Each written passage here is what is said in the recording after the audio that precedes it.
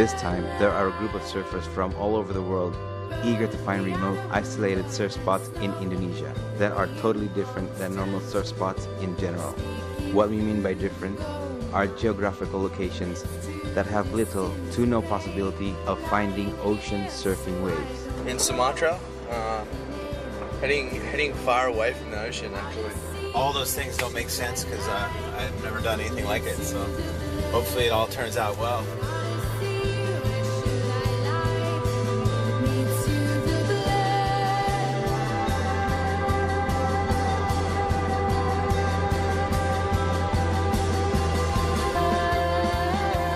Unlike other surfing expeditions in general, this time their destination is a village called Teluk Meranti, a remote village which lies on the bank of a huge river in the district of Pelalawan, Riau province, in the island of Sumatra, Indonesia.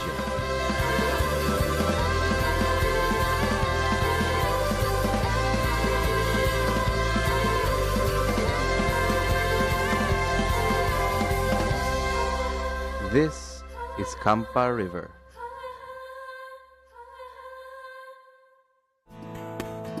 With over 450 kilometers in length, this river passes 3 different districts in the Riau province and crosses more than 47 villages.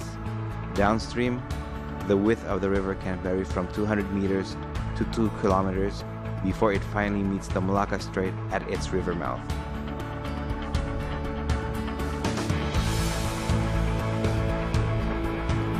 Under the pull of the moon, especially during a full moon or new moon period, the sea level rises in both Malacca Strait and South China Sea, creating tidal waves sweeping 50 to 60 kilometers up the Kampar River.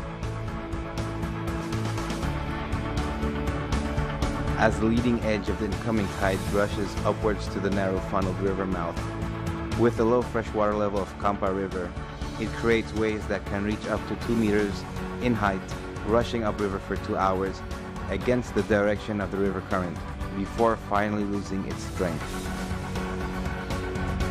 Often 6 to 13 consecutive waves appear depending on the bottom contours and the depth of the river. The waves are low near the mouth and rear up as the river narrows. A tsunami-like sound, fearsome roar, and misty spray accompany this tidal bore phenomenon, or what the locals call Bono.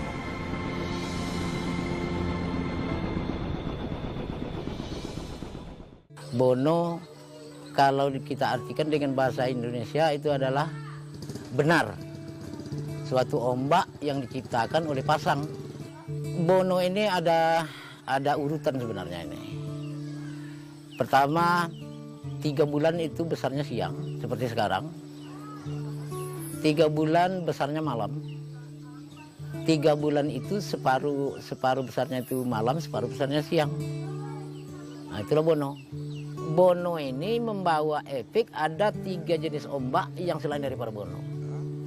Ada yang namanya pemulang, ada yang namanya bakat, ada yang namanya bianca. Itu jenis-jenis ombak yang tidak terkendali, itu namanya bianca. Kalau pemulang itu pantulan Bono ini menumbur ke satu teluk, dia berbalik arah ke belakang lagi. Itu namanya pemulang. Bakat itu adalah juga arahnya berbalik ke belakang. Ombaknya memang cukup rapat. Bila kita terjebak di dalam bakat sangat membahayakan. Kalau bianca biasanya itu di daerah tali arus, di tempat pusat-pusat arus yang agak besar. Di situ tanpa ada kendali arahnya, entah ada sebagian ke sini seperti orang gila lah. Seperti ke sini ada arahnya tak tertentu. Itulah selalu ada korban. Pernah satu kali itu tahun, saya tak ingat, 96 kalau tak salah. Itu sekali korban itu mencapai 60-an. Jadi untuk itu, kalau kita mau main selancar seperti ini, memang kita harus memiliki boot yang didesain khusus untuk ini, untuk yang bisa bermain di sini. Cuma siapapun yang ingin bergiat bermain di bidang di Bono ini, kenalilah alam di sini dahulu. Harus dikenali dulu. Di mana daerah kita masuk, di mana daerah kita harus keluar, di mana kita harus menolong kawan.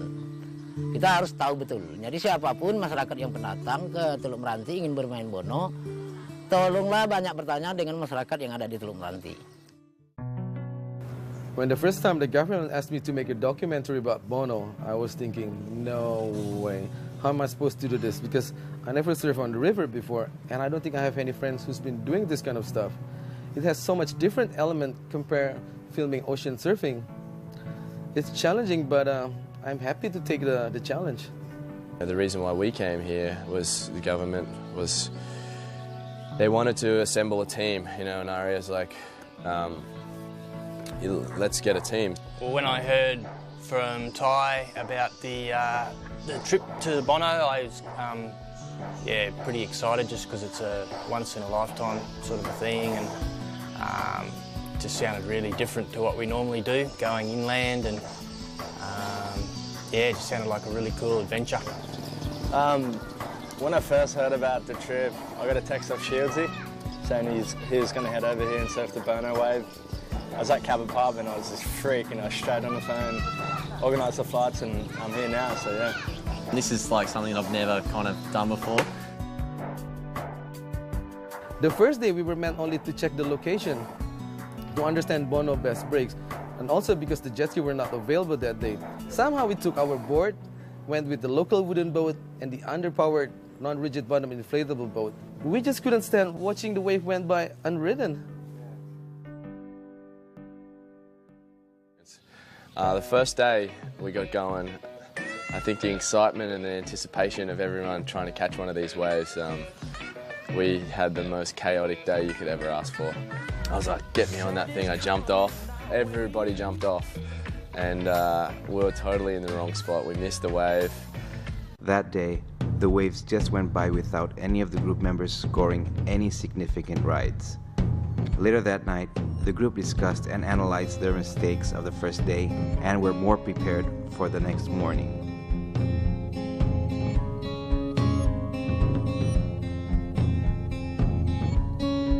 Each morning, before the surf session starts, the group has to calculate the Bono time arrival. Prepared, they rushed 30 to 40 kilometers downstream to the pit stop area, waiting in anticipation in unpredictable weather.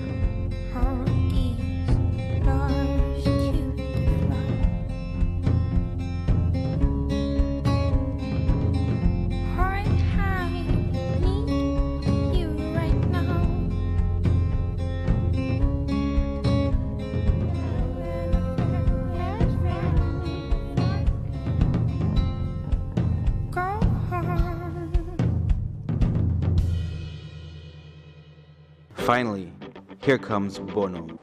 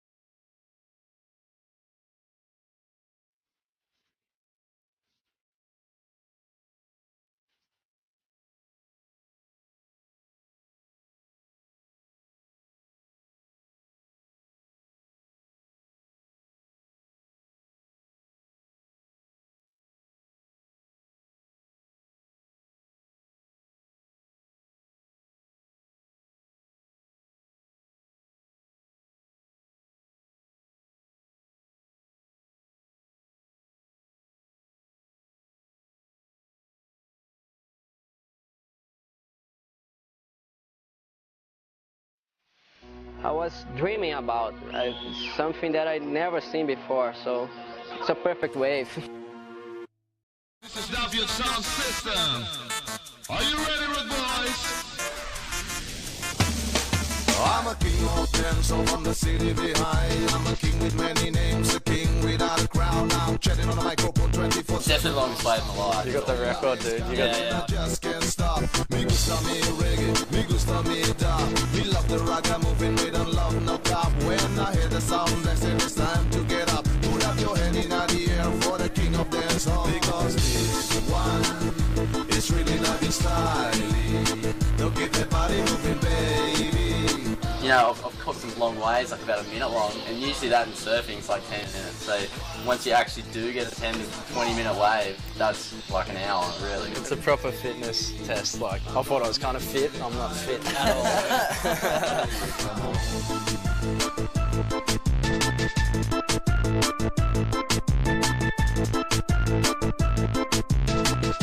I never had a wave like this. Make me so tired. Just one wave. Just one wave is so long. Too long, I think. I just think like a good session where you go to like the mental wise and you go on a boat trip, you'll maybe stand up on like a minute of waves in a perfect day of 6 hours of surfing. You can ride a wave 10 times longer than that and not even have a good surf here, you know, and say that was a bad surf and I rode waves for 20 minutes. So yeah, it's pretty amazing. The king without a crown, I'm chatting on the microphone 24/7 non-stop. When the rhythm is coming and I just can't stop. Cause this sound is really W style. No, keep that body moving, baby. Your first wave over here is guaranteed going to be the longest wave in your life. But it's all up to you whether you're trying to break your own record over and over again. Unbelievable. Oh, keep that body moving, baby. I'm gonna make you feeling irie, so irie. Come on.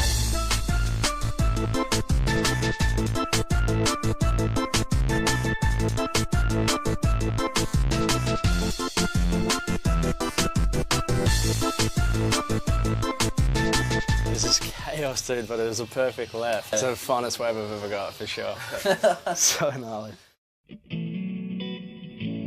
Each day after Bono disappeared and the 2-hour surf session finished, the whole village was flooded by the rising tide. Meanwhile, the boys had to find their way to kill their long spare time or check their surroundings.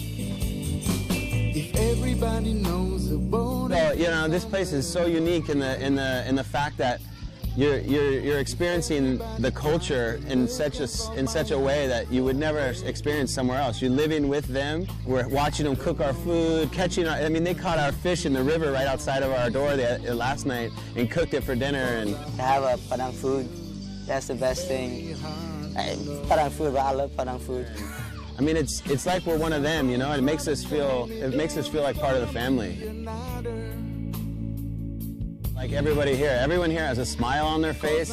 And it could be just sitting here throwing rocks in the water and they all seem like they're having the best day of their life. So it teaches me a lot about life, you know, to see kids that all they have is a stick and they're playing with that stick for 6 hours with the biggest smile and having so much fun. It puts things in perspective, you know. In America and in Australia and all these places, kids need so much stimulant to make them happy. Here, these kids, all they need is the river and family, and life goes on.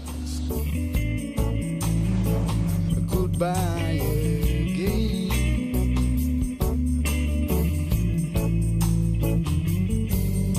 Some friends trying to tell me there is gonna be another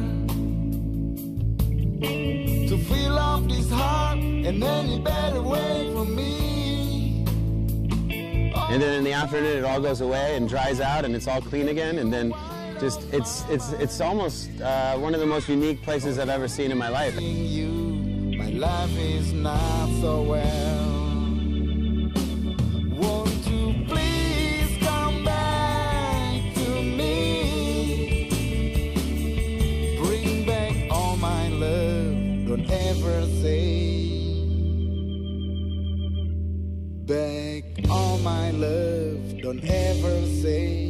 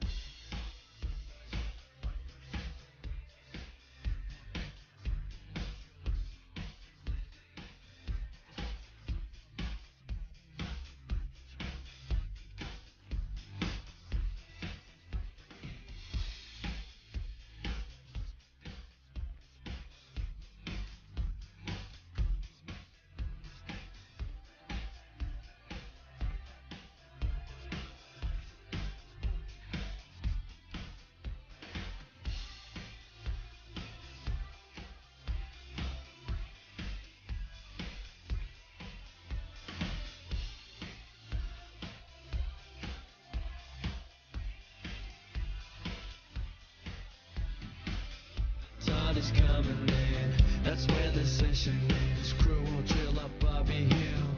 This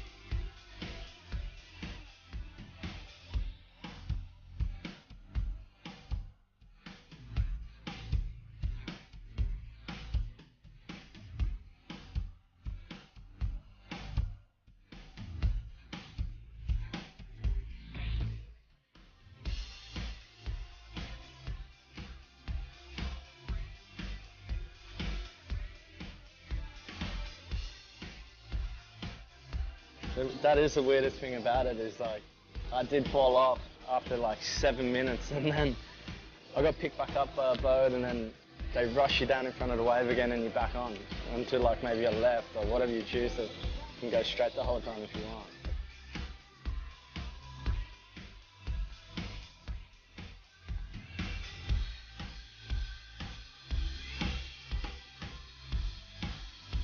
Here's the wave, but then that's the level of the river. So it's like a whole level coming across and filling it up. So once the wave comes through, it's just absolute chaos behind it.